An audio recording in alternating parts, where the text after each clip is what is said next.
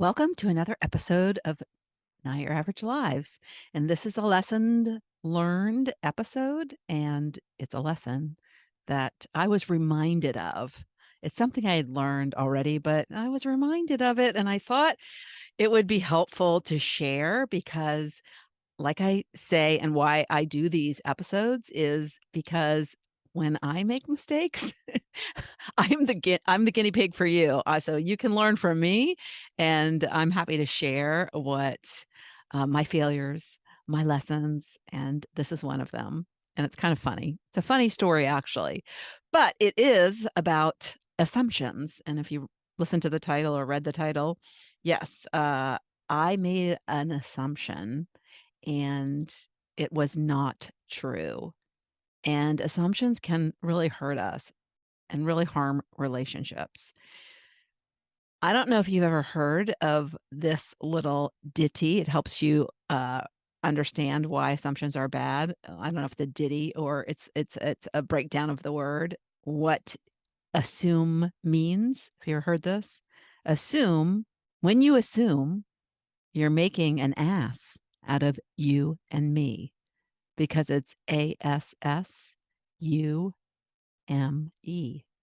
So that's a good way to look at what having an assumption really does for you, not good things. So the definition, actually, I looked it up, is a thing that is accepted as true or as certain to happen without proof, or that did happen because it can be a past thing, which it was in my case. So my assumption had to do with my bathroom carpets.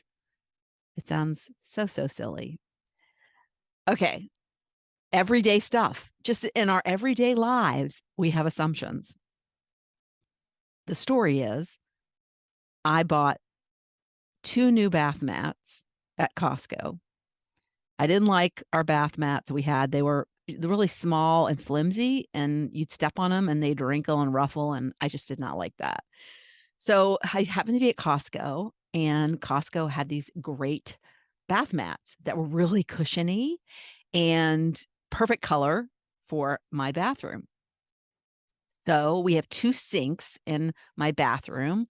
I bought 2 mats and I brought them home and I was all excited about them. My husband's like, "Why did you buy those? And we don't need those." And I'm like, "Because I wanted them."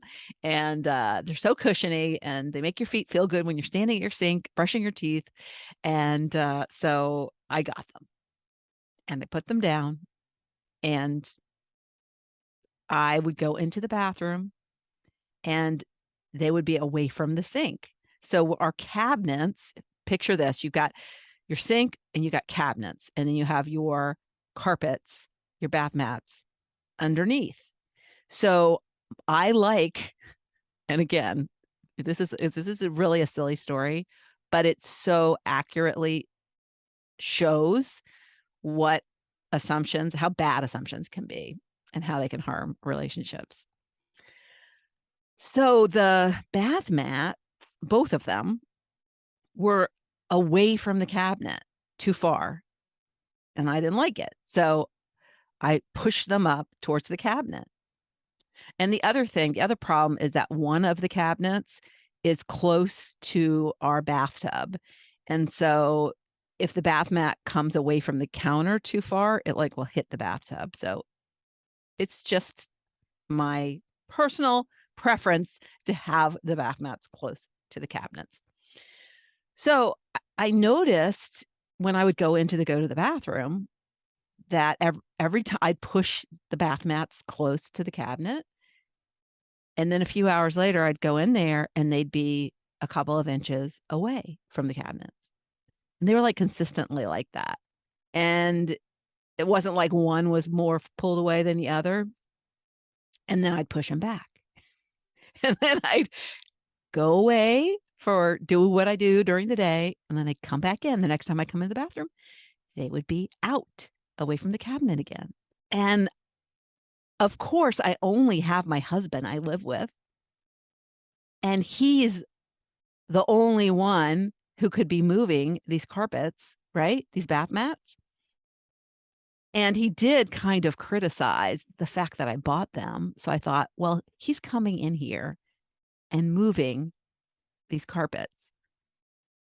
And that's so silly. So I would move them back. I figured if I moved them back more than he moved them back, he would get tired of moving them back. I think that's what I thought. So this went on for a good 2 or 3 days, multiple times of me pushing them back, assuming he was moving them because he wanted them further back. So I finally confronted him about it. Well, confront is kind of, I feel like confront is kind of a word of like you kind of like attack somebody or accuse somebody. And it wasn't quite that bad. But I did assume he was moving them. So I said, why are you moving the bath mats? And I kind of said it with a laugh. Why are you moving the bath mats? And he's like, I'm not moving the bath mats. I'm like, well, every time I go in there, they're pulled away from the cabinets and I keep pushing them back. So if you're not moving them, how are they moving? And he said, I have no idea. I had to believe him because nobody else is here. I don't think my dog was going in there and pulling them away from the cabinet with his mouth. And maybe if it was one, I would think that, but there were 2 of them. And they were kind of evenly away from the cabinets. So I was dumbfounded, but this just goes to show you that what you think is real and true is probably not. So I, being the scientist I am, was like, okay, I'm going to figure this out. There must be something here. So I took the bath mats and turned this. Remember I said they were cushiony, super cushiony. In fact, the first couple of days before I got used to them, like when I'd approach my sink, I would trip into my sink pretty much because they had a little bit of a like inch rise to them.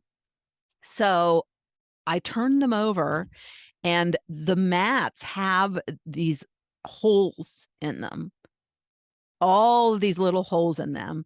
And it's part of the design to make them so cushiony, I imagine.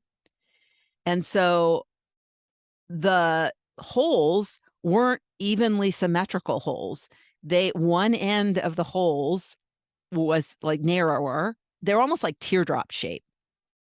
And so I thought, something about the design of the bottom of these bath mats is causing them to pull away from the cabinet. Because I thought, is our bathroom floor not level? For some reason, it's slanted away from the cabinets. That thought went through my mind. But then when I decided to look underneath at the bottom of the mat, and I saw those very slightly, different shaped holes, because if you just glance at it, it almost looks like they're similar on both ends of the hole. But if you look really carefully, one end is just a little bit narrower and one end's a little bit thicker. And so I was like, I had this brilliant idea. I was like, okay, I'm going to turn them around. And so the other side, and I would have never noticed this if I laid them down. It was a 50-50 chance. If I laid them down the opposite way, they would have never inched away from the cabinet and we wouldn't have had this assumption. But it was a great lesson to learn about how the most obvious things that has to be true. It has to be fact. He is moving those carpets. And it was not true at all. And so now I've solved the problem of my bath mats coming away from my cabinet. Hallelujah. I now have no problem. My bath mats are tucked right up under there on the cabinets and they are not moving an inch. Every time I go into my bathroom, I smile at my scientific mind being able to figure that out. And so, yes, that was an assumption. So I have today, and it's going to be a short lesson, but I did a little digging and I found this blog about assumptions and some tips about assumptions. But I did find it's called Motherhood Community, by the way, motherhoodcommunity.com. But anyways, Google finds wonderful things. And so when we want to research stuff, all we need to do is Google it. But she shared this quote by Don Miguel Ruiz from the Four Agreements. And it said, I love this quote, "We have the tendency to make assumptions about everything. The problem with making assumptions is that we believe they are the truth. We could swear they are real. We make assumptions about what others are doing or thinking. We take it personally. We then blame them and react by sending emotional poison with our word." End quote. So I thought that was great. And so the recommendations on like just checking in with your thoughts is essentially what you got to do, because when we assume, sometimes we don't even like, what if I never asked him? I kept going in there and moving the carpets and moving the carpets and moving the carpets. And until maybe one day I was like so frustrated, or I just left it and then I was like disgruntled about it. So anyways, but we don't like address it. We don't communicate through it. If it's something, so we don't even realize we're assuming a lot of the time. So the first thing is to have this awareness of your thoughts and to acknowledge the possibility that it could be an assumption. Acknowledge the possibility that it might not be the actual truth. And when you are doing this, think of my bath mat story, because that to me, there was no options. It was the truth. So, and then what I thought was so valuable is that you give the person the benefit of the doubt. Don't expect the worst, expect the best. Especially if it's a relationship you care about. You should be leading with love, not criticism. And so that was a big lesson for me, because I didn't really do that. I was quick to criticize, quick to not lead with love.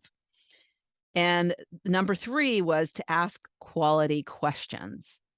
And so the perfect example from this bath mat incident was, I asked him, "Why did you do that? Why are you moving the bath mats?" And I might have said it with a smile on my face and jokingly, because we kind of have this sense of humor in our relationship, thank God. And he didn't like react negatively, fortunately, but because he just thought I was crazy that he was spending time moving the bath mat. But I could have asked instead, if I'm actually giving him the benefit of the doubt and leading with love, I could have asked instead, "Are you moving the bath mat?" That's the benefit of the doubt. Assumption that that it's the truth and he is doing something intentionally is the, "Why did you do that?" And so I'm not questioning like it's an assumption at all. So ask quality questions, ask the better questions. And number 4 is question what you believe to be true. Always check in with, the possibilities that it's not true. A lot of times our assumptions are made from things we overhear indirectly, and so we don't even have the whole story. And so always question what you believe to be true, because oftentimes it's tilted and tainted with a perception we have or beliefs we have. And then the fifth thing is the fifth tip as it relates to assumptions is to listen with your full attention. So when somebody is responding and reacting to you, listen, lean into that you're not like changing the meaning, that you're really listening wholeheartedly and not twisting their words to have different meaning based on your beliefs. And so like just an example is that when I was listening to his response back, I still didn't believe him. I still had huge doubt. Why wouldn't I have believed him when he first said, I didn't. But yet I wasn't really allowing him to speak truthfully because I was dismissing it. The words that were coming out of his mouth, I was dismissing in my head instead of really fully leaning into the listening. It's almost like when you fully listen, you hear past the words. When you're fully listening, you're looking at their eyes, you're looking at their body and their physical movements. And that's what you need to pay attention to, and not just the words that they're saying. And it goes back to that, give that person the benefit of the doubt. So after he said 3 ways to Sunday that he didn't do it, I finally was like, well, okay, but this is really a mystery. So then I went to my scientific brain and figured it out. So the question is there anything that you're assuming? Is there anything that you're thinking that's harming a relationship? Because assuming and not communicating and not listening and not asking better questions, or even asking questions at all, are actually the 4 poisons to any relationship. That's what this quote was in the, or just the blog person wrote that. And I thought, oh my gosh, it's so true. Assuming, not communicating, not listening, and not asking questions are poisons. And it's any relationship, not just your spouse, your partner. It's your children, it's your coworkers, it's your neighbors. So we need to be better communicators, and we need to stop making asses out of ourselves and others. Although I think you make more of an ass out of yourself than the other person. So yeah. And so I guess the question is, to end with, is what are you, or what have you assumed that is harming a relationship, that is totally not true, and that you just haven't been a good communicator. You haven't been asking the right questions. You haven't been listening.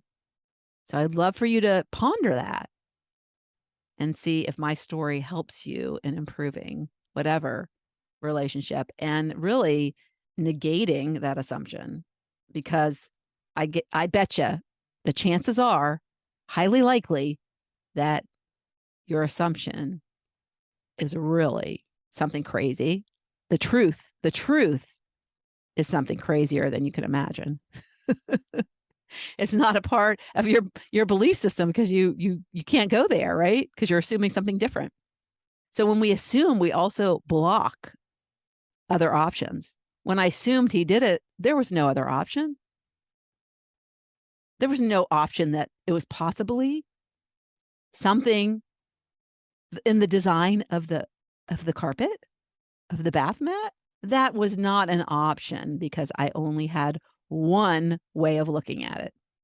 So that is my lesson for today. The lesson in my lesson, the lesson of my lesson that happened to me.